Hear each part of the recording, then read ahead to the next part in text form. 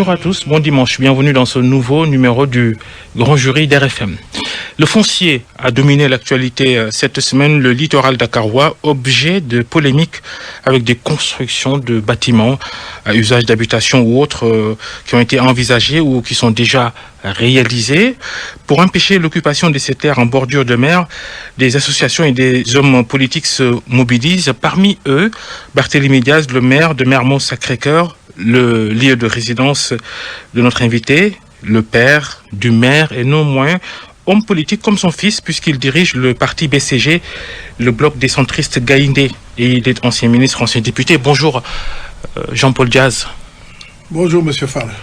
Natif de Dakar il y a 74 ans, comment la capitale en est arrivée à cette gestion désorganisée, abusive de ces terres qui a provoqué cette énorme pression foncière? Mais par un afflux d'opportunistes qui ne sont pas eux-mêmes dakarois, il faut dire. Certains ne savent même pas nager, mais tiennent coûte que coûte à habiter au bord de l'eau, comme ils disent, les pieds dans l'eau. Certains ont commencé par faire des piscines. Lorsque leurs enfants tombaient dans les piscines, ils n'étaient pas capables d'aller les chercher. Maintenant, ils vont plus loin, il leur faut carrément des plages. Alors, le jour où il y aura un noyé, ce ne sont certainement pas ces gens-là qui iront les chercher.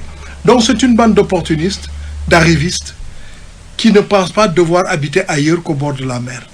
Voilà. Alors, et pour ça, en complicité avec ceux qui distribuent, ceux qui attribuent les terres, ils font tout et n'importe quoi. Voilà. Jusqu'à inventer des faussetés. Voilà, c'est ça la raison.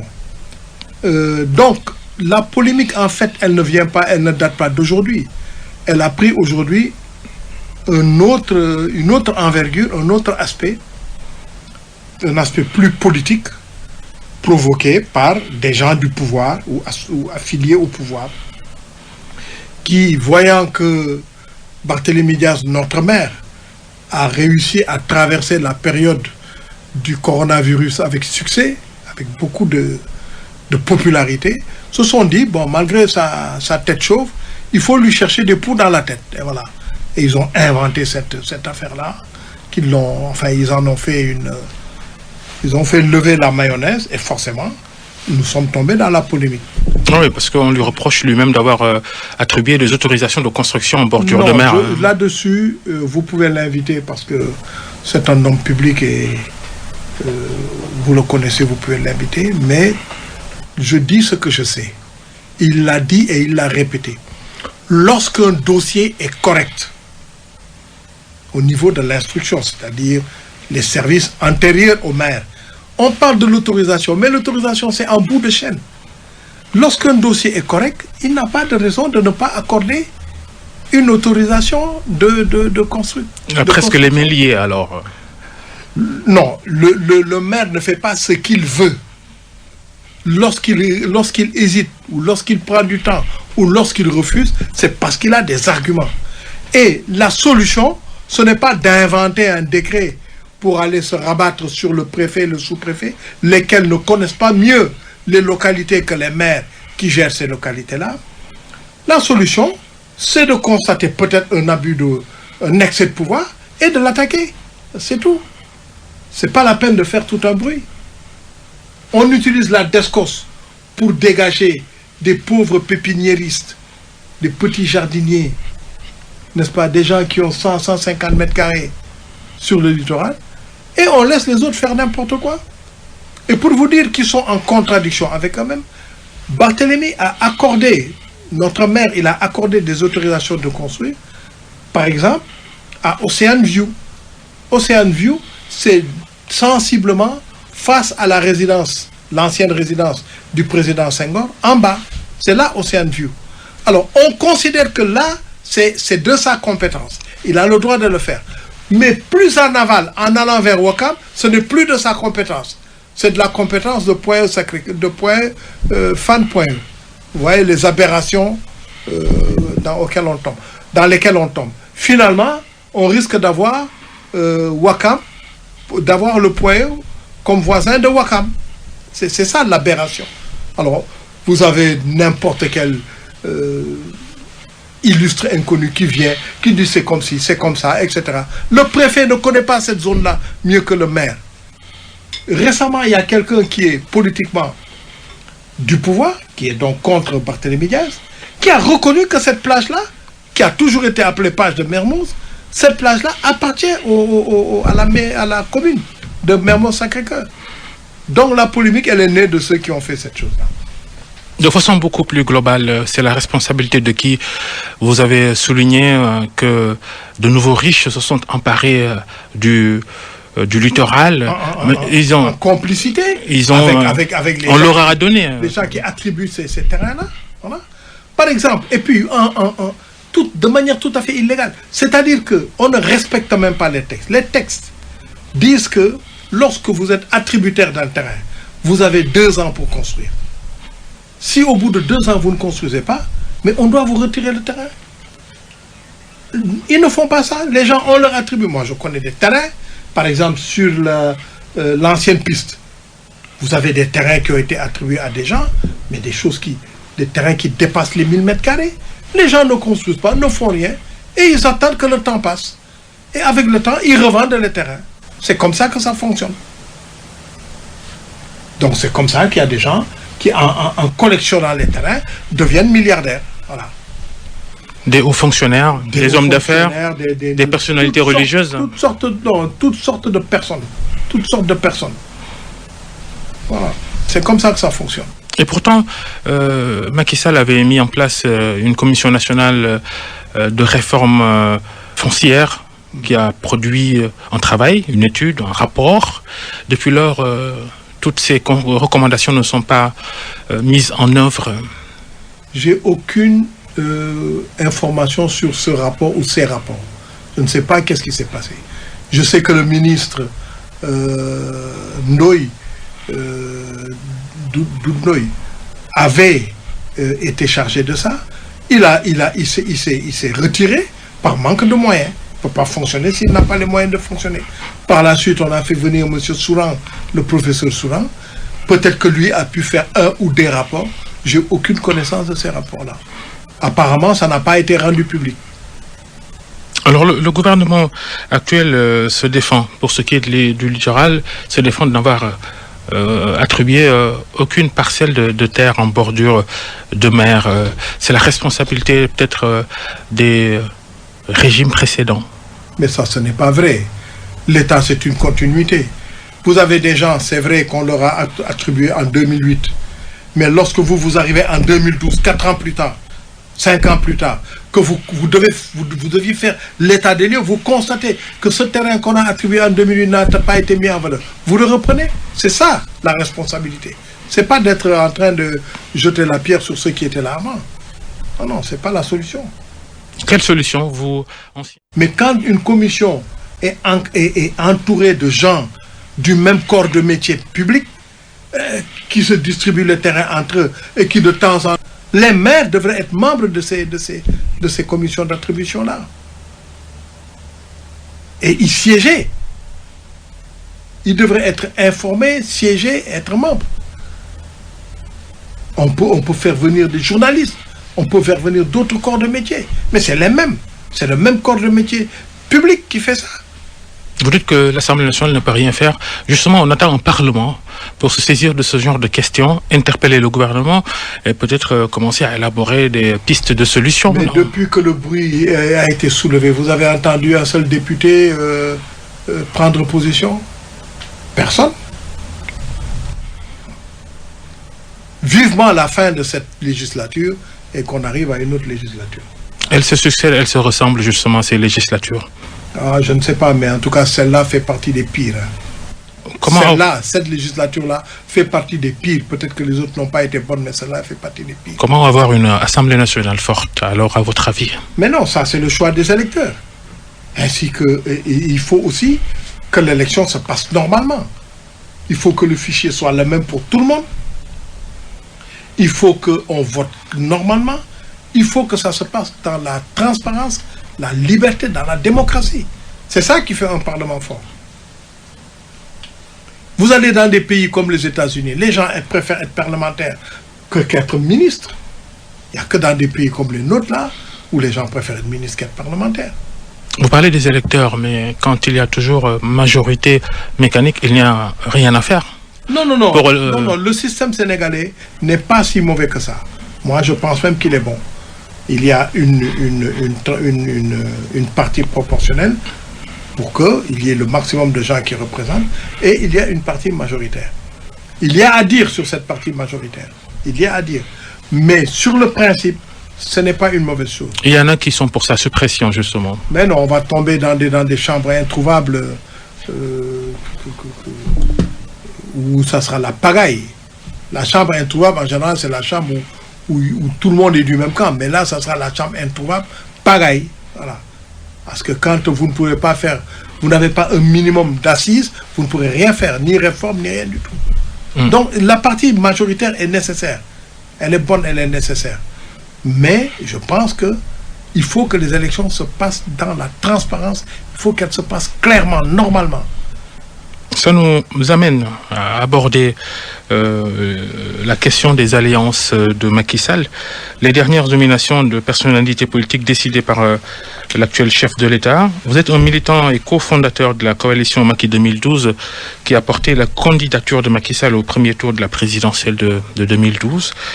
On vous a souvent entendu défendre les responsables de Macky 2012 en demandant au président de la République de davantage les associer. Quelle est votre réaction aux nominations d'Abdou Fall et de Moussassi à la tête de conseil d'administration d'organismes publics d'envergure, le port autonome de Dakar et la PIX, l'agence des grands travaux de l'État? Macky Sall a expliqué, a montré que lui, il n'a pas, comme on dit, des amis d'hier, il n'a que des amis d'aujourd'hui, ou qu'il estime être ceux de demain. Donc, il peut continuer à faire ce qu'il fait. Je rends hommage à l'APR qui a réagi. Macky 2012 n'a même pas réagi. On dirait qu'ils sont anesthésiés. L'APR a réagi, n'est-ce pas, défavorablement à cette décision. Donc, moi, j'ai souvent plaidé pour l'APR auprès de Macky Sall. Parce que quand on travaille en 2012, j'ai vu autour de moi des gens qui travaillent, comme je lui ai dit, qui travaillent avec leurs ongles, qui n'avaient pas les moyens, qui travaillent avec leurs ongles. Voilà. Donc, si aujourd'hui, ils préfèrent gratifier des gens dont on connaît le parcours, bon, c'est son affaire. Vous êtes toujours de la majorité, Jean-Paul Diaz? En théorie. En théorie, parce que nous n'avons pas pris l'initiative de rompre. L'autre côté n'a pas encore rompu, mais ça, c'est l'attitude théorique. Nous ne sommes même plus invités aux réunions ni rien du tout. Vous serez amené à prendre une décision si ça continue comme ça? Ah, nous prendrons une décision. Ça, je peux vous dire que nous prendrons une décision. Nous avons déjà pris la décision. On attend les dates, on attend, etc., parce que rien n'est encore fixé. Mais on a retenu le principe d'aller aux prochaines locales, peut-être pas dans tout le Sénégal, mais là où nous pouvons être présents, d'y aller seul, ou avec d'autres, mais certainement pas avec la paire. Regrettez-vous d'avoir soutenu Macky Sall en 2012, en 2019? J'ai déjà dit que si nous retournions en 2012, j'aurais fait ce que j'avais fait. Et je pense que le BCG m'aurait suivi aussi. 2012 n'est pas aujourd'hui. Mais si en 2012, je savais que en 2020, nous en serions encore dans cette situation, je ne l'aurais pas fait. Mais comme on ne peut pas savoir l'avenir, sauf quand on a des dons de voyance, et que je n'ai pas des dons de voyance, je ne peux pas connaître l'avenir, j'aurais refait ce que j'avais fait. Et Macky Sall qui maintient le flou sur l'attitude qu'il aura en 2024 à la fin de son présent mandat, on le soupçonne de vouloir conserver le pouvoir. Pour d'autres, non, et il n'ira pas jusque-là. Babacar, il a l'intention de se présenter. Et il le tentera. Il tentera de se présenter. En tout cas, il essayera. Voilà. Il n'aura pas de difficulté au niveau du Conseil constitutionnel. Le reste, il n'a pas de considération particulière sur ce que peuvent penser les Sénégalais au plan moral, etc. Avec tout ce qu'il a dit, il tentera. Sauf si intervient quelque chose d'extraordinaire qui l'empêche d'y aller. Mais il tentera d'y aller. Quelle sera l'attitude de l'opinion à ce moment-là, à votre avis? L'opinion sera, elle est, surtout la jeunesse, est défavorable à la tentative du troisième mandat. Et elle est défavorable. L'opinion est défavorable, surtout celle de la jeunesse. Dans les rangs du pouvoir de l'APR, plus précisément, il ne manque pas d'ambition de la part d'acteurs importants de cette coalition au pouvoir. Quelle est votre opinion sur... J'ai du mépris pour les gens qui attendent que, je ne sais pas moi, le clash arrive pour dire oui, on savait. Non. Ceux qui, par exemple, regardez comment certains avaient agi plutôt, dans le cas du président Abdoulaye Wade. Ils ont attendu qu'Abdoulaye Wade perde les élections pour commencer à le quitter, à créer des partis gauche-droite, à lui trouver lui aussi des poux sur la tête, etc. Alors qu'il fallait avoir le courage dès le départ de lui dire, mais non, président, cette fois-ci, vous ne tentez pas le troisième mandat. De sorte que lorsqu'il a quitté, il est sorti par la petite porte, avec tout ce qui lui est arrivé par la suite. Il faut avoir le courage de dire aux leaders, voilà, nous ne sommes pas d'accord et nous ne vous soutiendrons pas. Et ceux qui ont l'ambition de se présenter, de dire carrément qu'ils sont prêts à se présenter. Mais ils vont attendre qu'ils perdent l'élection pour dire, ah oui, nous on savait, etc., etc. Ils doivent faire quoi? Prendre leurs responsabilités tout de suite, quitter le navire Macky Sall pour... dit de quitter Macky Sall tout de suite, mais de faire comprendre qu'eux ne suivront pas le cortège du troisième mandat. Qu'ils le disent clairement. Aucun d'eux ne l'a dit. Et attendez que Macky Sall se présente et qu'il perde, vous verrez. C'est ce jour-là que lui-même les découvrira, avec tout ce qu'il a fait pour eux. Vous connaissez bien les rangs de la majorité. Avez-vous décelé des profils qui peuvent être sérieux pour se présenter en 2024, peut-être avec ou sans Macky Sall? Je n'ai pas fait cet exercice-là parce que ça ne m'intéresse pas. Je n'ai pas fait cet exercice. Jean-Paul Diaz, l'invité du grand jury d'RFM. On accuse beaucoup le gouvernement actuel de laxiste, d'incompétent à plusieurs égards. On agite la question d'un nouveau remaniement ministériel. Si Macky Sall devait prendre une décision de remanier l'actuel gouvernement, pour vous, la motivation de fond, ça doit être quoi? Si lui, il prend l'initiative de remanier ce qu'il sait qu'il doit remanier, je pense que ça sera plus de performance, plus d'efficacité, je crois. Je pense que ça devrait être ça. Plus de performance, plus d'efficacité. À mon avis, c'est ça qui devrait le motiver. Mais il peut avoir, lui, d'autres motivations parce que c'est lui qui est dans la fonction dans la position de décider de remanier. Il y aura toujours ce mirage 2024 dans toutes les décisions, dans toutes les postures que prendra le président de la République. Il y aura cette question 2024. Possible, c'est possible. Ça aussi, ça peut être un motif. Mais celui qui est appelé au gouvernement et qui accepte n'est pas tenu de ramer en direction de 2024. La gestion du gouvernement de la crise sanitaire du coronavirus, ce relâchement constaté dans la population qui découle de la décision de l'État du gouvernement de desserrer un peu l'étau dans la riposte sanitaire. Mon commentaire, c'est que ce sont les populations qui sont indisciplinées. Le gouvernement n'a aucune responsabilité dans cela. Je crois qu'il fallait desserrer, parce que je vous ai dit tout à l'heure, off the record, qu'il commençait à faire chaud, n'est-ce pas, à Dakar. Mais c'est qu'à l'intérieur du pays, il fait chaud il y a longtemps, il y a au moins 2 mois. Imaginez Kolda ou Tambacounda. Vous dites aux gens, à partir de 20h, vous ne sortez pas de chez vous. Mais les gens n'habitent pas comme vous ni moi.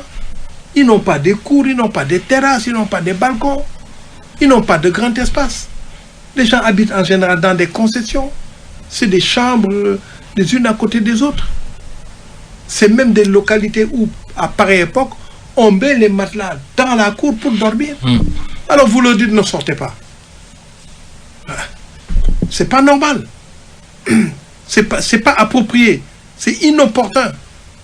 Donc le gouvernement, certes, il l'a fait sous pression de tous ceux qui se sont, j'allais dire, révoltés. n'est-ce pas, enfin, ceux qui ont réagi, peut-être qu'il a été obligé de desserrer sous pression, mais il a bien fait de le faire. Mais aujourd'hui, les gens doivent respecter et les mesures barrières et les dispositions édictées. Le gouvernement n'a pas eu un grand mérite parce qu'il a fait du copier-coller par rapport à ce qui s'est passé en France. Mais ça a été fait quand même. Il aurait pu négliger ça, faire comme d'autres, surtout en Europe, ne rien imposer du tout, mais ça aurait été la catastrophe. Je pense que c'est l'indiscipline de la population, enfin d'une bonne partie de la population, qui fait que nous nous trouvons dans une situation où les choses semblent repartir de plus belle à la hausse. Oui, les cas augmentent, le nombre de décès aussi. Et voilà. Moi, ce n'est pas le nombre de décès, parce que le nombre de décès, je crois que c'est des gens qui sont arrivés à une phase où peut-être on ne peut pas les rattraper. Mais c'est le nombre de contaminations qui m'inquiète. C'est une centaine par jour depuis pratiquement plus de 15 jours. Et les cas importés via le transport aérien qui reprennent de plus belle. Je ne le comprends pas. Je ne le comprends pas. D'abord, il n'y a pas beaucoup de voyageurs. Je ne sais pas quels sont ceux qui amènent ça. Les vols spéciaux qui ramènent des Sénégalais, par exemple. Mettons des vols spéciaux qui amènent des Sénégalais. Mais l'aéroport doit prendre les mesures pour tester les températures, etc., etc. On doit prendre des mesures pour savoir où sont ces gens-là une fois qu'ils sont sortis de l'aéroport. On devrait même peut-être les retenir quelques jours avant qu'ils ne rentrent dans leur famille. Tout ça n'est pas fait. Moi, je rends les autorités de l'aéroport responsables de ça.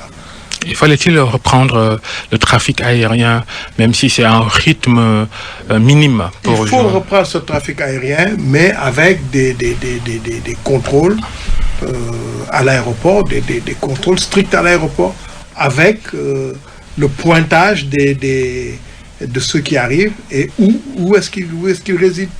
Ça aurait été important. Et peut-être 14 jours plus tard, avoir un moyen pour les revoir, les faire revoir par des médecins. Ça, je pense que ceux qui s'occupent de ça ont plus de capacité que moi pour lister les mesures qu'il fallait prendre. Mais il fallait prendre d'autres mesures. Ce problème des cas importés est absolument incompréhensible. Le soutien de l'État aux entreprises et aux ménages, la distribution de l'aide alimentaire d'urgence, depuis qu'on en parle... L'aide alimentaire n'a pas été distribuée d'urgence. Jusqu'à l'heure où nous parlons, mais justement, il y a des localités... C'est la question que j'allais vous poser. Où il y a des localités qui n'ont pas vu un grain de riz. Voilà.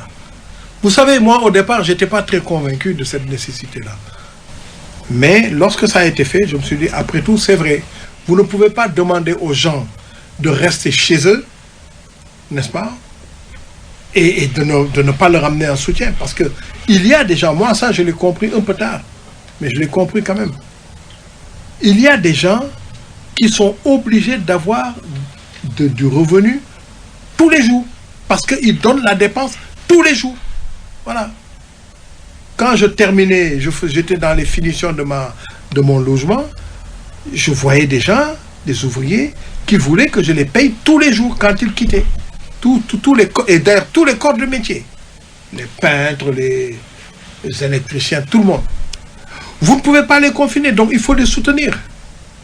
La gestion du ministre... Vous n'attendez pas que tout soit terminé pour leur amener du riz ou leur amener des... Vous imputez la faute à qui? Au ministre du Développement communautaire, Mansour Faye? Non, j'impute la faute à l'organisation en général. C'est-à-dire que il fallait, dès le départ, monter la commission là, la force... Le comité de suivi. Le comité de suivi, il fallait le monter dès le départ, ce comité.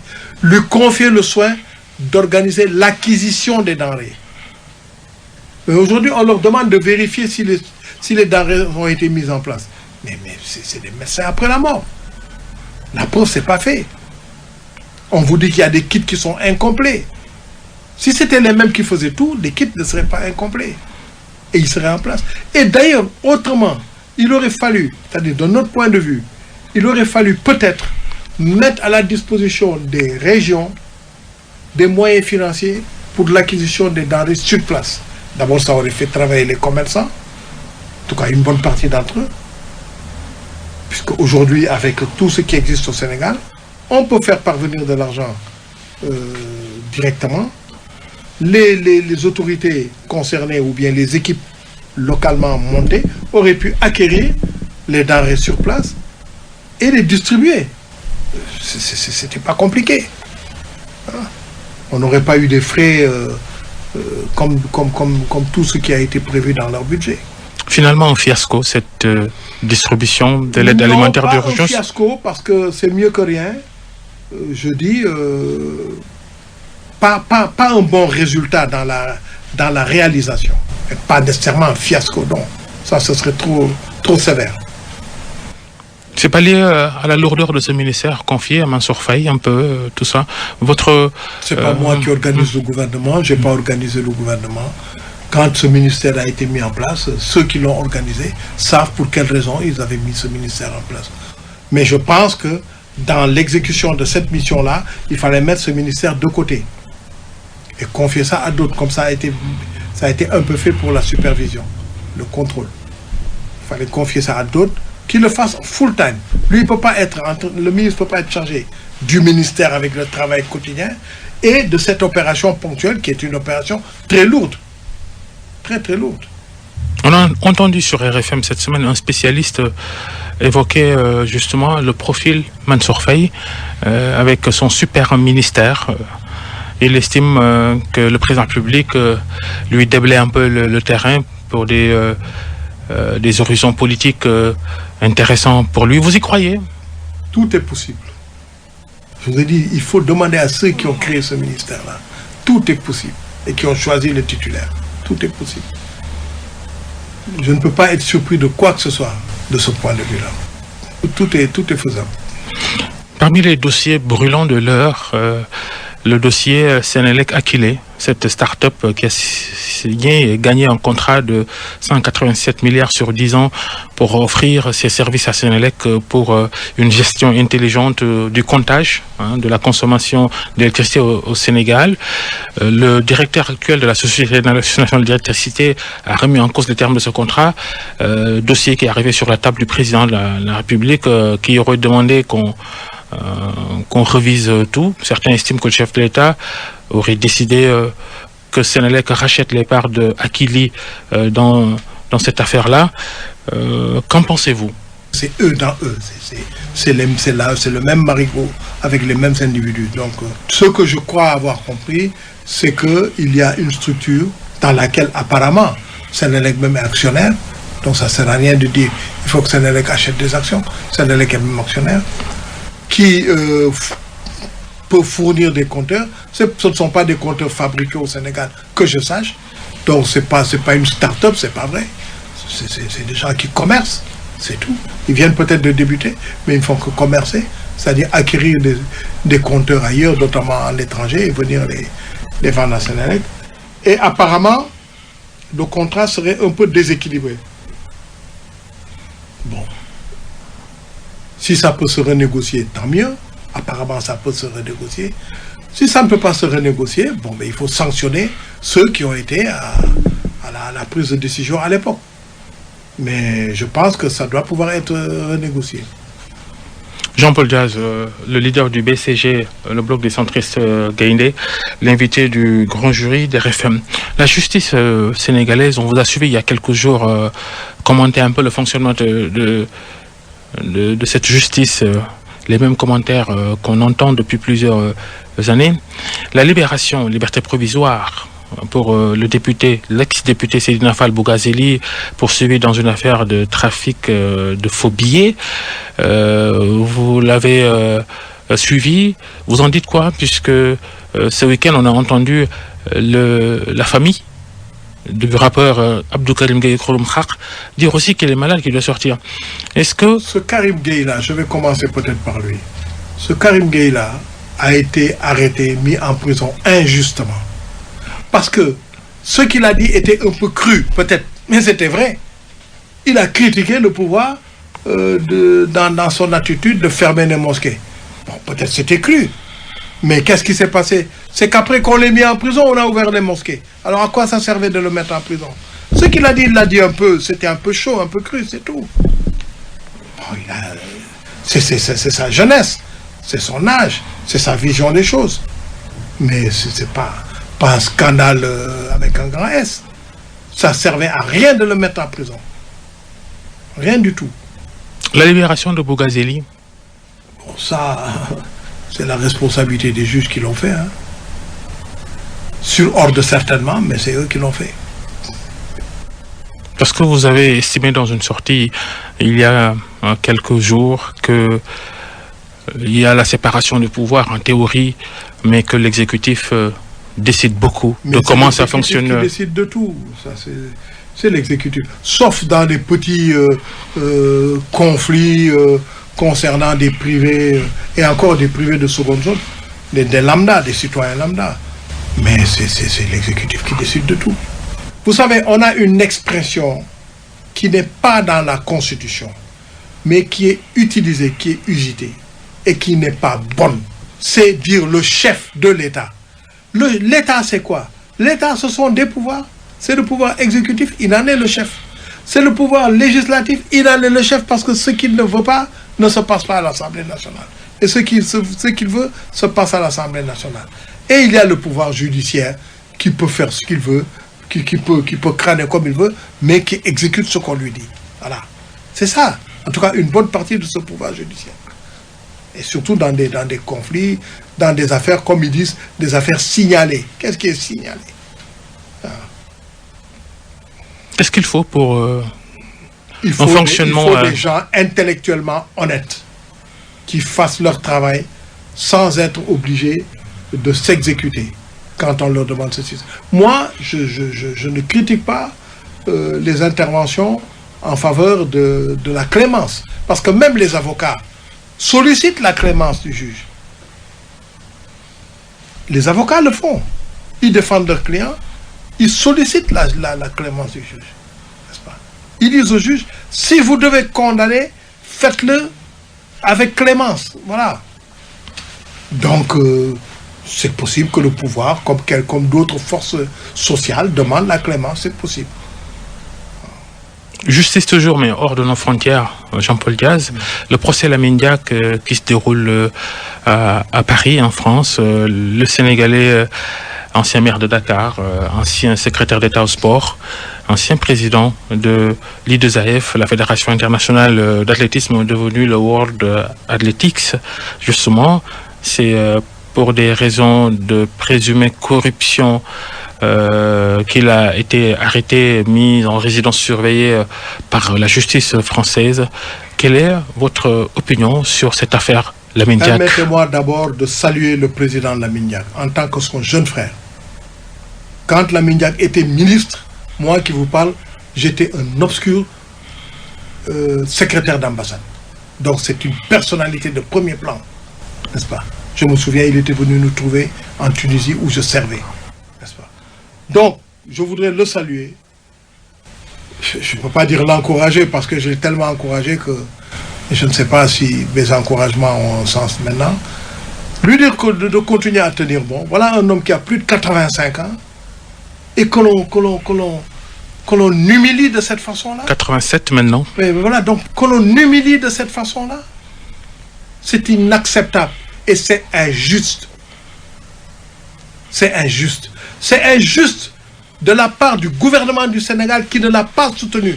En tout cas, pas de façon ferme ni visible. Parce que quand l'affaire a commencé, si le gouvernement du Sénégal avait tapé sur la table, je suis convaincu, quand l'affaire était simplement au niveau du parquet, mais les gens auraient reculé. Et c'est injuste de la part des autorités judiciaires françaises. Parce que voilà un homme qui était porteur d'un passeport diplomatique sénégalais. Qui est là, il ne travaille même pas vraiment en France, il était à Monaco, qui est un État aussi, n'est-ce pas? Et vous levez, vous décidez que vous avez le pouvoir de l'inculper. Cette histoire de capacité à la justice universelle, ça, c'est de la fumisterie. Comprenez? Pendant qu'on y est, nous, moi, j'aimerais qu'on agisse comme le Rwanda. Quant au Rwanda, la justice française a inculpé des officiels rwandais. Le Rwanda a inculpé des officiels français. Voilà, du gouvernement français. Voilà. Et qu'est-ce qui s'est passé? Eh bien, à la longue, ils ont reculé. Jusqu'à venir offrir au Rwanda, sur un plateau d'argent, la présidence de la francophonie. Alors, Il faut que le Sénégal soit ferme au plan international et arrête de faire des ronds de jambes en sacrifiant ces gens. Voilà. Qu'est-ce que le Sénégal aurait pu faire pour Lamine Diack? L'État aurait pu faire Lamine Diack? L'État aurait dû d'abord prendre position. L'État n'a pas pris position. L'État a regardé, mais vous avez tout dans tous les pays développés, quand leurs ressortissants ont des problèmes, en Asie, en Amérique latine et autres, mais vous les voyez se dresser, vous les voyez envoyer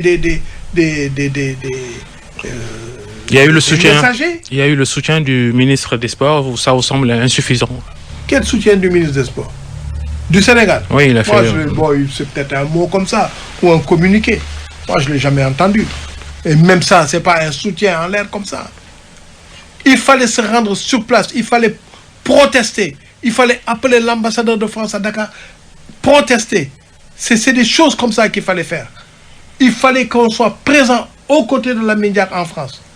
Moi, j'ai été le trouver là où il réside. On dit corruption, comment vous m'avez dit, supposée ou... Oui, présumé corruption. Présumé, voilà. Mais ça, c'est des mots hypocrites. N'est-ce pas? Où il l'a fait, où il l'a pas fait, il n'a pas fait. Moi, je suis étonné. J'ai trouvé Lamine Diack à Monaco. Celui que j'ai vu, moi j'ai vu un chef d'État, avec un traitement de chef d'État, avec une considération accordée à un chef d'État. Voilà.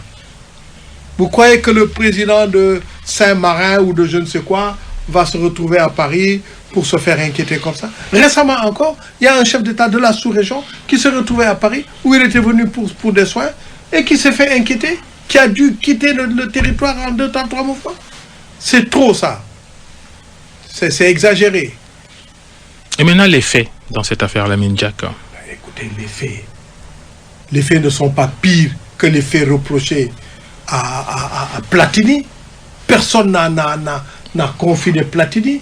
Personne ne l'a arrêté. Personne ne l'a mis en résidence forcée quelque part. Sepp Blatter, le Suisse, pareil. Alors pourquoi on le lui fait à lui?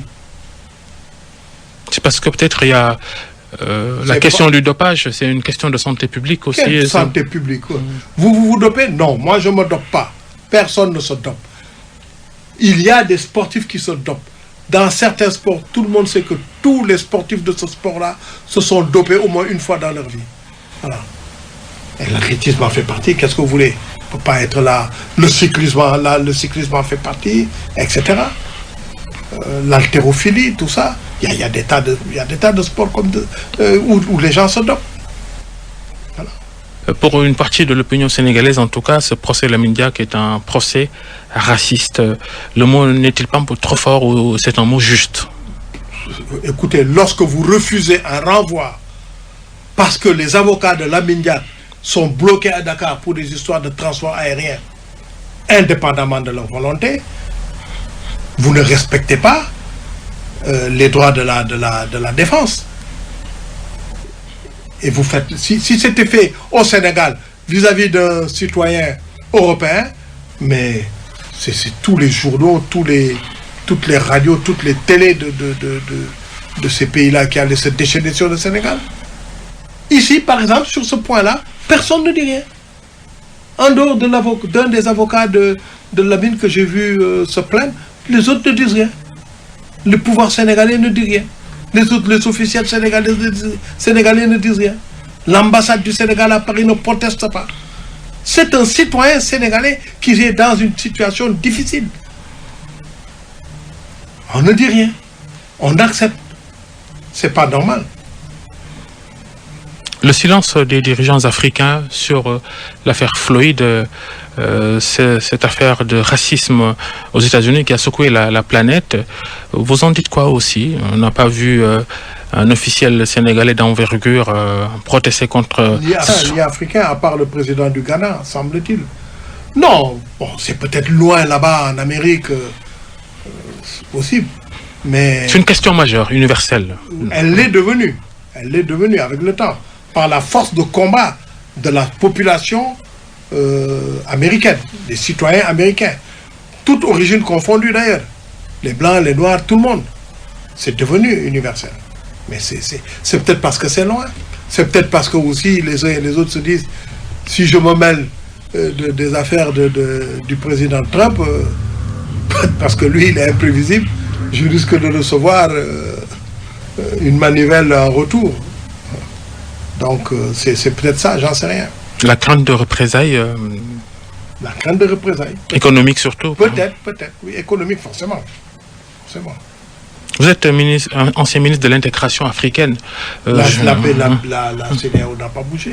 Le côté économie de cette émission, en tant qu'ancien ministre de l'intégration africaine, le passage du CFA à l'ECO, qui devrait intervenir dans quelques semaines, ce changement, on se demande qu'en sera-t-il. Passage qui va être réussi, ça a été prématuré, précipité, ou c'est venu à son heure? Moi, je crois qu'il y a une précipitation quelque part. C'est le moment où on a annoncé cela. Le gouvernement de la France a annoncé en plein Covid-19 cette affaire-là. Les gens sont dans leurs problèmes et vous leur ajoutez une... Qu'ils décident de sortir du CFA. Vous leur amenez à ajouter une couche. Je crois que ça, pour utiliser le langage des diplomates, c'est inamical. On n'agit pas de cette façon-là. Il aurait fallu une déclaration commune faite en Afrique entre le président français et un président africain, ou entre un officiel français et un officiel africain non président, non chef d'État, pour respecter les niveaux. On aurait pu le faire, dire qu'à partir de telle date, il va se passer telle chose. Moi, j'étais membre du Conseil des ministres de l'UMOA. Je disais déjà à l'époque qu'il fallait qu'on se décroche avant d'être largué un jour. Si nous ne décrochons pas un jour, nous serions largués. Là, on est largué. En fait, on est largué. On est jeté comme ça. C'est tout. Avec cette affaire d'éco, dans laquelle on comprend peu de choses, n'est-ce pas? Cet éco-là, au début, quand on en a entendu parler, c'est ce qui devait être la monnaie de la CEDEAO. De ce que moi j'ai compris. Ça devait être la monnaie de la CEDEAO. Chemin faisant, des États de la CEDEAO se sont retirés les uns après les autres lorsqu'on a compris que c'était un simple maquillage du CFA. Ceci dit, moi j'ai toujours dit et je soutiens que le CFA était une bonne monnaie. C'est une bonne monnaie. Il y avait des réformes à faire concernant les dépôts dans le compte d'opération du Trésor français, concernant la présence de certains non-africains au conseil d'administration de la Banque centrale, etc., etc. Il y avait des choses comme ça. Mais c'était des réformes. Mais c'est une bonne monnaie. Vous savez qu'il y a, même à l'intérieur de la CEDEAO, des pays qui, dans leur devise, conservent du CFA. Ils ont des dollars, des livres sterling, des trucs, mais ils ont du CFA. Et ce CFA, ils le tiennent, ils le considèrent comme des devises. C'est des devises. Donc c'était une bonne monnaie.